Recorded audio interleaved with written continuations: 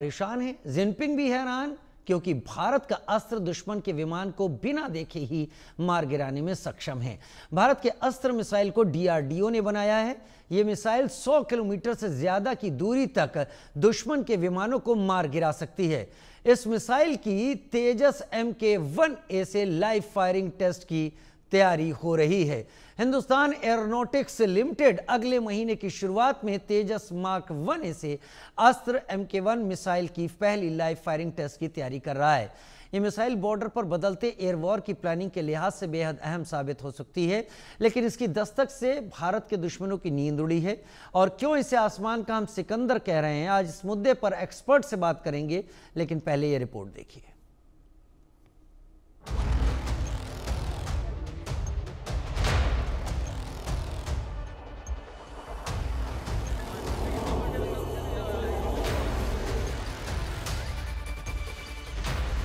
वो आसमान में ही दुश्मनों के विमानों को बर्बाद कर देगा, बिना देखे दुश्मनों को तबाह कर देगा, टारगेट को पलक झपकते खत्म करेगा। चीन पाकिस्तान को संभलने का भी मौका नहीं देगा। सही सुना आपने, दुश्मनों को करारा जवाब देने के लिए, चीन पाकिस्तान की नींद उड़ाने के लिए आसमान में हिंदुस्तान का नया अस्त्र तैयार है। भारत के इस अस्त्र की पहली लाइव फायरिंग टेस्ट की तैयारी है। खबर है कि HAL अगस्त की शुरुआत में तेजस MK-1A से अस्त्र MK-1 की पहली लाइव फायरिंग टेस्ट करेगा। अपग्रेडेड तेजस MK-1A में एडवांस हथियारों के इंटीग्रेशन में यह अहम कदम होगा। अगस्त में होने वाली टेस्ट फायरिंग से यह साबित होगा कि नया AESA रडार अस्त्र MK-1 को कितनी अच्छी तरह गाइड कर पाता है। अस्त्र मिसाइल के साथ तेजस का इंटीग्रेशन होने से दुश्मन के विमानों को दूर से ही निशाना बनाया जा सकेगा।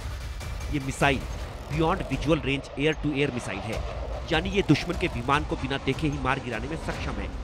अस्त्र मिसाइल की खासियत है कि ये 100 किलोमीटर से ज्यादा दूरी तक दुश्मन के विमान को मार गिरा सकती है।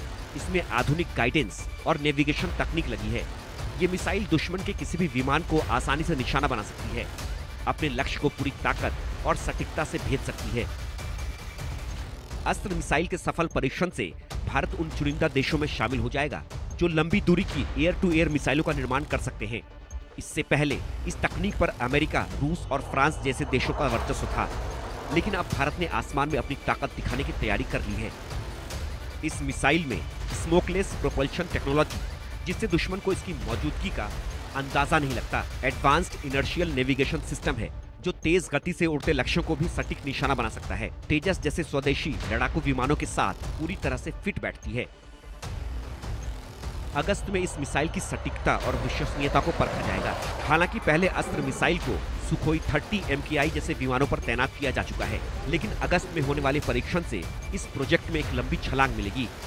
टेस्टिंग से साबित होगा कि ये मिसाइल कितनी घातक होगी। Bureau report, India news.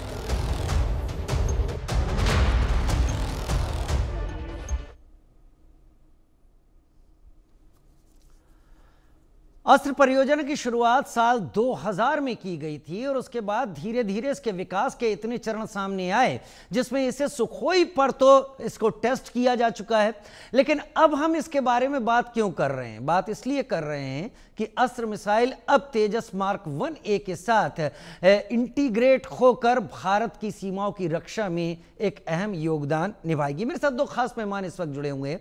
Major general राजन कोचर मेरे साथ इस वक्त जुड़े हुए हैं और group captain retired doctor VN Jha, farmer director DRDO। और जब फॉर्मर डायरेक्टर DRDO साथ में जुड़े तो मुझे लगता है कि DRDO के बारे में अगर हम कुछ बात करेंगे तो उसको आइसिंग ऑन द केक उनकी तरफ से जरूर मिलेगा। खैर, मेजर जनरल राजन कोचर, जब BVR की हम बात करते हैं, जैसे हमारे दर्शक नहीं समझते होंगे, लेकिन बियॉन्ड विजुअल रेंज की बात करते हैं, तो अस्त्र मार्क 1A 110 किलोमीटर तक वॉर करने की क्षमता रखती है। लेकिन तेजस के साथ इंटीग्रेट करना और तेजस के साथ इसका टेस्ट करना, हालांकि पहले हम सुखोई के साथ कर चुके हैं सक्सेसफुली, ये इतना अहम क्यों हो जाता है? धन्यवाद राजीव जी, बहुत आपका अच्छा एक्चुअली सवाल है। अहम इसलिए हो जाता है क्योंकि ये एक इंडिजिनस कैपेबिलिटी है। बिकॉज अभी तक हम सुखोई की बात करते थे। सुखोई एक सोवियत ओरिजिन का विमान है। हम मिराज 2000 की बात करते थे, वो हमने फ्रांस से लिया है। राफेल की बात करते हैं। अब हम तेजस मार्क 1 जो हमारा एयरक्राफ्ट है, मार्क 2 भी आ रहा है।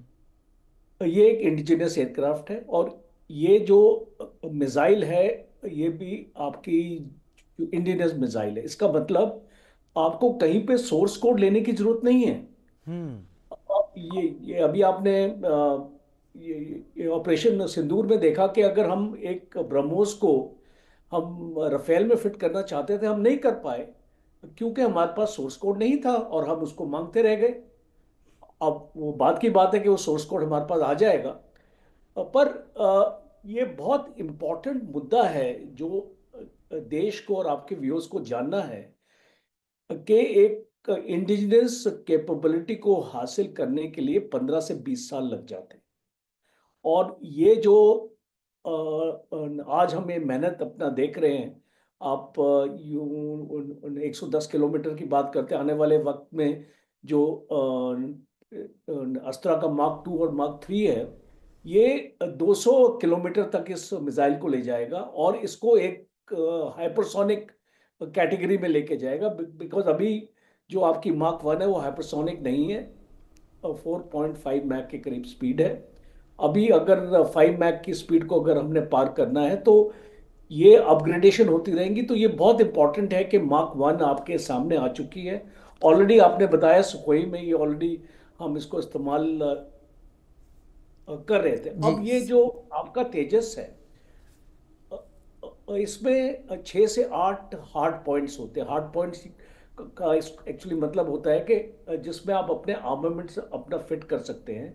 तो जो जानकारी मुझे मिली है, 2 से 4 ये जो अस्त्र मिसाइल्स आप तेजस मार्क 1 में फिट कर पाएंगे। तो ये बहुत बड़ी डेवलपमेंट है, बिकॉज आज की लड़ाई जो हमने ऑपरेशन सिंदूर में भी देखी थी, बियॉन्ड विजुअल रेंज की लड़ाई है। दुश्मन आपको देख नहीं सकता, आप दुश्मन को देख नहीं सकते। आपके पास क्या क्षमता है, आपके पास क्या, आपके पास अवैक्स है क्या, आपके पास ऐसा कोई इक्विपमेंट है, आपके पास स्पाई प्लेन्स है, जैसे कि अभी आपने सुना होगा 1.05 करोड़ का जो पैकेज हमारे डिफेंस मिनिस्टर ने डिफेंस जी एक्विजिशन जी डिक्लेयर जी। कर, तो उसमें ये स्पाई एयरक्राफ्ट भी आ रहे हैं। तो इसका मकसद ये है कि हम को दुश्मन को पहले इसको देखना है, उसको पहले हमको डिटेक्ट करना है। और जब मैं एक्चुअली इस मिसाइल के बारे में पढ़ रहा था, एक बहुत इंटरेस्टिंग है कि from the time of launch to the time of strike 40 to 60 seconds only. ये इसका मतलब है less than a minute. Less than a minute में आपने दुश्मन को खत्म कर दिया। और दूसरी इंपॉर्टेंट है कि जो इसमें सीकर रडार लगा हुआ है वो लास्ट स्टेज में ही एक्टिवेट होगा। इसका मतलब कि जो स्टेल्थ है, बिकॉज अगर आप शुरू में ही इसका सीकर रडार अपना लगा देते हैं तो मिसाइल को डिटेक्ट करना दुश्मन के लिए आसान होगा।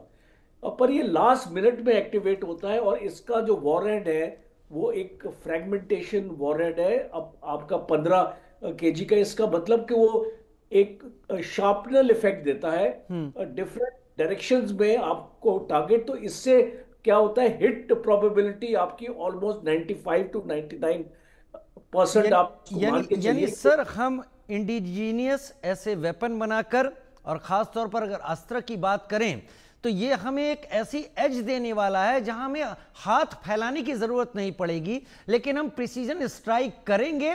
हमारे पास इतना एम्यूनेशन होगा कि हमें यह नहीं देखना होगा कि सामने वाले का मुकाबला कैसे करना है। ये कोशिशें डीआरडीओ की तरफ से भारत को मजबूत बना रही हैं, बेहतर बात है।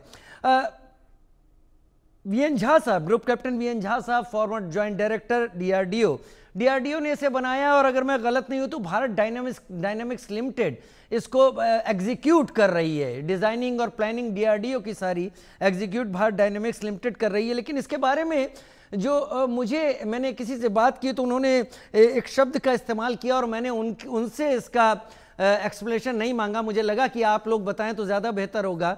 उन्होंने कहा कि ये बीवीआर क्षमता वाले ये हथियार हमारे फाइटर प्लेन्स को लार्ज स्टैंड ऑफ रेंज देते हैं। इससे मतलब क्या है? और अस्त्रा का डेवलपमेंट मार्क 1 या मार्क 2 आगे वो भारत को कितनी एज देता है सर? जी नमस्कार। देखिए, मैं कोचर साहब का बहुत आभारी हूँ कि उन्होंने बहुत कुछ आपको बहुत कम शब्द में बता दिया है और उनकी जानकारी जो है बहुत आगे है।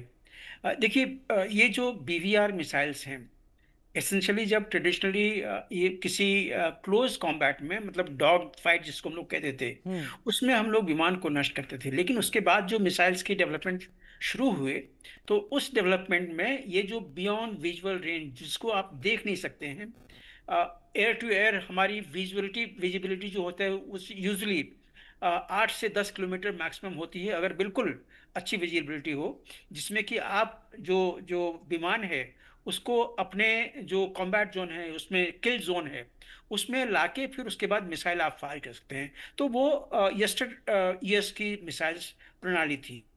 अब आज के दिन में ये जो बियॉन्ड विजुअल रेंज मिसाइल्स हैं, इसका मतलब यही होता है कि कोई भी टारगेट जो आपके जो जो दृष्टि है उसके बहुत बियॉन्ड हो। अब यहाँ पे हम लोग बात कर रहे हैं 80 से 110 किलोमीटर की, तो ये तो विजुअल मतलब कोई भी देख नहीं सकता है इसमें, और वो भी एयरक्राफ्ट छोटे से टारगेट होते हैं। तो ऐसे जो टारगेट हैं, खास करके एयरक्राफ्ट, ऐसे एयरक्राफ्ट जो कि थोड़े से साइज में बड़े हैं, जो कि स्टेल्थ नहीं हैं, जिनकी जो सिग्नेचर है वो रडार पे पड़ रही है, और कुछ ऐसे भी स्टील्थ एयरक्राफ्ट जिसमें एयरक्राफ्ट तो स्टील्थ है लेकिन उसके नीचे में जो पॉड्स लगे हुए हैं, जो बॉम्ब्स लगे हुए हैं, जो मिसाइल्स हैं, वो स्टेल्थ नहीं हैं। तो ये सब एयरक्राफ्ट के रडार पे आ जाता है। दूसरी चीज, ये जो जब भी कोई एयरक्राफ्ट एयरबॉर्न होता है, खास करके जो एनिमी एयरक्राफ्ट होता है, जब भी वो एयरबॉर्न होता है और उसका रेडार ऑन होता है, तो हमारे पास में बहुत सारे ऐसे एयरक्राफ्ट भी हैं। और आपने वर्णन उसका तो नहीं किया था कि ये जो हमारे जो टोही विमान होते हैं, चाहे वो एवैक्स हों, चाहे वो अर्ली वार्निंग और सिस्टम्स हों, ये उस रेडार की क्वालिटी को, उसके फ्रिक्वेंसी, उसके एम्पलीट्यूड को माप के बता देते हैं कि ये एयरक्राफ्ट कहाँ पे है, ये एयरक्राफ्ट कौन सा है। और इससे एक बहुत बड़ा हिसाब हमें मिल जाता है कि ये एयरक्राफ्ट की कैपेबिलिटी क्या है और इसको हम ले सकते हैं नहीं ले सकते हैं। हर एयरक्राफ्ट में अलग अलग तरह के जो कैपेबिलिटी होती है। उसमें जो तेजस है, तेजस में वो सारे कैपेबिलिटी हैं जो मोस्टली सारे वेस्टर्न एयरक्राफ्ट में हैं। इसकी एवियोनिक्स 4.5 जनरेशन हम लोग कहते हैं। तो 4.5 जनरेशन की में ये कैपेबिलिटी है एवियोनिक्स की। इसका मतलब ये हुआ कि कोई भी जो एयरबॉर्न सिस्टम है कहीं पे भी, उसको हमारे जो एयरबॉर्न सिस्टम्स हैं, चाहे एवैक्स हो चाहे अर्ली वार्निंग हो, वो बताते हैं कि कहाँ पे है, कितनी दूर में है, और वो कौन सा एयरक्राफ्ट है, और आपके हमारे जो एयर एसिड्स हैं आसपास में क्या क्या हैं, इसके लिए कौन से सबसे उपयुक्त जो जो मिसाइल्स हैं वो होंगे। ये सारी चीज़ें हमें हमारे अर्ली वार्निंग जो सिस्टम्स हैं वो बताते हैं। दूसरी, ये एयरक्राफ्ट में जैसे एलसीए की हम लोग बात कर रहे हैं, एलसीए का मार्क 1 जो था वो फर्स्ट वर्जन था। मार्क 2 भी लगभग वही चीज़ है। इसमें एवियोनिक्स काफ़ी इसमें एडवांस्ड है। इसमें कई कुछ हद तक ईसीएम कैपेबिलिटी है, इलेक्ट्रॉनिक काउंटर मेजर। मतलब अगर आपके छोड़े हुए मिसाइल को कोई जैम करना चाहता है तो उसको उसको आप काउंटर कर सकते हैं, या आपके एयरक्राफ्ट के किसी ट्रांसमिशन सिस्टम को अगर कोई जैम करना चाहता है तो उसको आप काउंटर कर सकते हैं। तो इसलिए ईसीएम और ईसीसीएम, ये जो कैपेबिलिटी होती है, ये खास करके मार्क एलसीए मार्क 1A में होने वाला है। अब कोई मिसाइल, जब बीवीआर मिसाइल है, अब किसी भी मिसाइल को हम किसी एयरक्राफ्ट से क्यों नहीं छोड़ सकते हैं? तो जैसे अभी कुचर साहब ने बताया कि इस मिसाइल में 2 सिस्टम हैं। एक तो एक्टिव जो होमिंग है इसको रेडार की तरफ में, अगर उस एयरक्राफ्ट की रेडार अगर ऑन रही तो उसको बिल्कुल जाके एकदम सटीक विद इन अ मीटर उसको जाके छेद करेगा उसमें। अगर मान लीजिए उसका जो रेडार है अगर उसने ऑफ कर दिया, तो इसमें दूसरा जो प्रणाली है, जो जो होता है कि जो इनर्शियल नेविगेशन सिस्टम होती है, बड़ी सटीक होती है। लेकिन जो ये जो इनर्शियल नेविगेशन सिस्टम होती है, इसकी सटीकता ग्राउंड जो टारगेट्स हैं उस पे ज्यादा होती है, क्योंकि एयर टारगेट जो हैं वो हमेशा मूव करते होते हैं, और यहीं पे आती है कंपैटिबिलिटी। अब एयरक्राफ्ट जो है तेजस, ये टारगेट एयरक्राफ्ट को हमेशा मतलब हर एक एक सेकंड के लगभग तीसरे अंश में उसको ट्रैक करेगा, और उसकी उसकी जो जो रफ्तार या उसकी जो दिशा जहां जहां बदलेगी, ये उस मिसाइल को अपडेट करता रहेगा हर लगभग 32 कह लीजिए या 64 मिली सेकेंड में। क्या? मतलब कंप्यूटर का जो एक ब्लिप होता है, उसमें ये चीजें अपडेट होती रहती हैं, अपग्रेड होती रहती हैं। तो जब उसको navigation system, inertial navigation system जो उसको गाइड करता है, बिल्कुल ठीक उन्होंने कहा कि शुरू में इसके रडार, जो मिसाइल के रडार हैं, वो ऑफ होते हैं, और ये इनिशियल नेविगेशन उसको नेविगेट करता है उस टारगेट के काफी क्लोज तक। तब इसके जो रडार होते हैं वो ऑन होते हैं, और उसको जहां हिट करना चाहिए जाके वहीं हिट करता है। अब यहाँ पे यही चीज होती है कि आखिर ये सिस्टम जो है, ये किसी भी एयरक्राफ्ट से छोड़े क्यों नहीं आते हैं। अभी Su-30 MKI में ये ऑलरेडी ट्राई हो चुका है। उसके जो एवियोनिक सिस्टम्स हैं उससे जो इंटीग्रेट हो चुका है। अस्त्रा है वो कंपैटिबल है। अब यही चीज LCA से होने वाला है, LCA के मार्क 1 में, और बाकी भी जो एयरक्राफ्ट होंगे वो होगा आने वाले दिनों में। जैसे आपने बताया कि जब भी रफाल आएगा, उसके जो सोर्स कोड होंगे एवियोनिक्स के, जो कंपैटिबल सिस्टम होता है, तो उससे सोर्स कोड में फिर उसको ट्रांसफर करके इसकी जो परफॉर्मेंस है, इसकी जो कैरेक्टरिस्टिक्स है अस्त्रा की, इसको फीड की जाएगी, जिससे कि इसको हर वो 32 या 64 जो मिली सेकेंड्स हैं, उसमें इसके जो पैरामीटर्स हैं उसको अपडेट किया जा सके। जब तक कंपैटिबिलिटी नहीं होगी तब तक ये अपडेट नहीं होगा, तब तक ये रडार, तब तक ये जो मिसाइल है ये आपके किसी भी काम सही में कह नहीं रहे आएगी। हैं तो सर, ये सही कह रहे चीजें हैं। तो ये चीजें जो होती हैं, यही चीज LCA मार्क 1A में होगा, और इसी की ट्रायल होने वाली है। इसमें हमने तो बहुत कम समय में आपको ये बता दिया हुआ है, बताने की कोशिश की है, लेकिन इसमें और बहुत सारे एडवांस सिस्टम होते हैं, क्योंकि जो आपका टारगेट एनिमी का एयरक्राफ्ट है, उसके हर सेकंड क्या, हर मिली सेकंड उसका जो इंफॉर्मेशन आपको आता रहता है, वो आप अपने मिसाइल्स को देते रहते हैं। तो मतलब मिसाइल के आंख पे वो जो एयरक्राफ्ट है दुश्मन का, वो बिल्कुल बना हुआ है।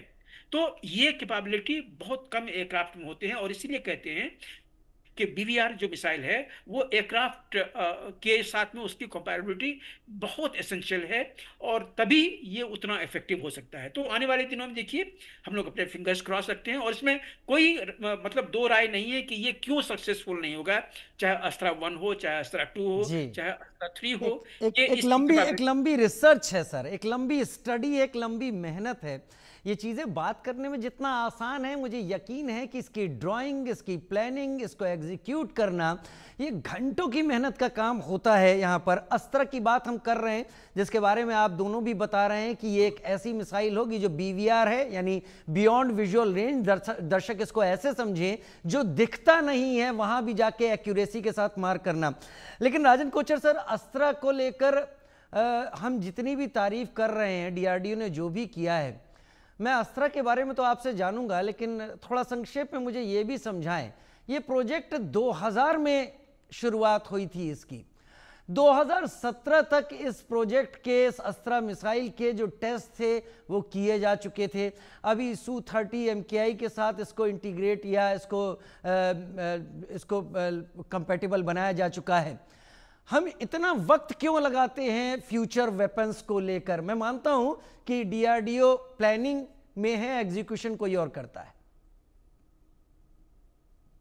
बहुत अच्छा आपका सवाल है। देखिए, अभी DRDO के रिफॉर्म्स भी हो रहे हैं, और प्राइम मिनिस्टर ने इसका संज्ञान लिया है कि जिस तरीके से एक DRDO को एक टेक्नोलॉजिकल बेस इसको बनाना है, उस तरीके से DRDO काम नहीं कर रहा था। देखिए, आपको समझना पड़ेगा दैट टेक्नोलॉजी जो होती है, आपकी टेक्नोलॉजी, उसको आपको एक कोलैबोरेटिव मोड में लेके जाना है। दूसरा, आपका जो रिसर्च एंड डेवलपमेंट का आपका बजट, वो आपका इतना कम है। ये आपकी जानकारी के लिए 0.6% ऑफ द जीडीपी हम खर्च करते हैं अपनी रिसर्च और डेवलपमेंट पे। जब तक आप टेक्नोलॉजी के ऊपर पैसा नहीं खर्च करेंगे, आपको टेक्नोलॉजी नहीं मिल सकती है। और इसीलिए जब आपका बजट कम होता है और आप कोशिश करते हैं कि ये टेक्नोलॉजी हम अपने देश में हासिल करें, तो उसमें बहुत वक्त लगेगा। तो इसीलिए मैं ये मानता हूं कि अभी जो डीआरडीओ का मॉडल उभर के आ रहा है, और मेरी डीआरडीओ के अभी जो रिसेंट उनके हेड है, उनसे भी बात हुई थी एक सेमिनार में। अभी एकेडमिया के लिए खोल दिया है, आईआईटीज अभी डीआरडीओ के साथ मिलके काम कर रही हैं। अब प्राइवेट सेक्टर, आपका एलएनटी ने अपना एक ऑफिस आप सही कह रहे हैं सर, क्योंकि मैंने सुना है कि आईआईटी कानपुर भी इस तरीके के काम कर रहा है, जहां पर उन्होंने एक ड्रोन बनाया है सबल 50 के नाम से। सबल 20 पहले था, अब सबल 50 और ज्यादा कैपेबल है, जो वॉर में बहुत मदद करेगा। मैं आपकी बातों को समझ रहा हूं, समय मेरे पास थोड़ा कम है, लेकिन ग्रुप कैप्टन वीएन झा, मैं आपसे इसका जवाब फिर लेना चाहूंगा, क्योंकि आप फॉर्मर ज्वाइंट डायरेक्टर हैं डीआरडीओ के। अगर 2000 से 2017 तक हम 17 साल में टेस्ट पूरे करते हैं और 25 साल बाद हम इसको फाइनली अपने एयरक्राफ्ट पर लगा रहे हैं, तो हमने 25 साल का वक्त एक तरीके से निकाल दिया। इतने में तो अस्त्रा मार्क 4, 5 और भी आ जानी चाहिए थी। मैं गलत कह रहा हूं क्या सर?